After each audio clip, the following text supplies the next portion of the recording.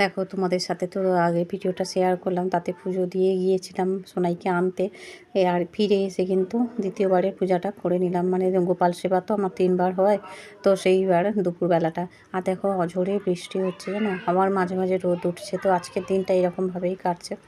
তো মেয়েকে যখন আনতে গেছিলাম তখন আর বৃষ্টি হয়নি, কিন্তু আবার বৃষ্টি হয়েছে। যাই হোক, চলো এবার মেয়েকে স্নান করিয়ে খাইয়েটাই দিই।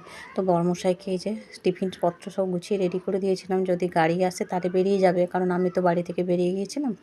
তো আগের দিনের একটু চিকেন, তার সাথে কচু আলু পটলের যে রসাটা করেছিলাম ওইটা, আর হচ্ছে একটু আলু ভাজা, এই দিয়েই বড়মশাইকে দিয়ে দিলাম, মেয়েকেও দিয়ে দিলাম ওই রসা দিয়ে আর চিকেন দিয়ে।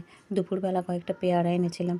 তো দেখো, এখন পেয়ারাগুলো মেয়েকে দিচ্ছি, আর বড়মশাই আর আমি কটা খাচ্ছি কেটে কুটে। এখন পেয়ারার দামটা অনেকটাই সস্তা আছে, কারণ এক একটা পেয়ারা 20-22 টাকা করেও কিনে এনেছি, এরকম দাম হয়ে গেছিলো। তো এখন অনেকটা সস্তা পেয়ারা, তাই যখন সিজনের যে ফল সেইটাই হচ্ছে আমরা খাওয়ার চেষ্টা করি, যখন যেটা পাওয়া যায়। কারণ আমাদের মতো নিম্ন মধ্যবিত্তদের বেশি দাম দিয়ে কেনা সত্যিই আমাদের পক্ষে দুষ্কর হয়ে পড়ে। যাই হোক, এখন ঘুম থেকে উঠে আর মেয়েকে একটু ম্যাগি করে দিলাম, আমরা একটু মুড়ি ঝুড়ি বাদাম খাচ্ছি, আর বরকে লিকার চা করে দিলাম।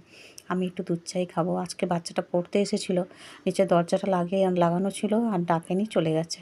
বেলটা বাজাতে বারণ করি, যে মেয়ে ঘুমায় তো ওই জন্য। তো ভেবেছে যে আন্টি বাড়িতে আছে কি নেই, বেল বাজায়নি আর আজকে চলে গেছে। আর দেখো, এই যে গোপাল সোনাকে শয়নে দিলাম, অনেকক্ষণ ওয়েট করলাম যে আসবে আসবে। তো যাই হোক, এখন গোপাল সোনাকে শয়নে দিলাম। রাতে রান্নাও করে নিয়েছি, কাঁচকলা আর আলুর একটা মাখা মাখা তরকারি, আর দুপুরের একটু তরকারিটা রয়েও গিয়েছিল। তো এই দিয়ে হাতে ডিনারটা আমরা কমপ্লিট করলাম।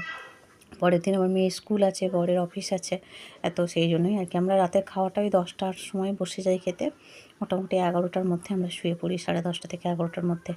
আর মেয়েকে এখন খাইয়ে দেবো একটু। চলো, আজকের মিনি ব্লগটা এই পর্যন্ত, বাই বাই।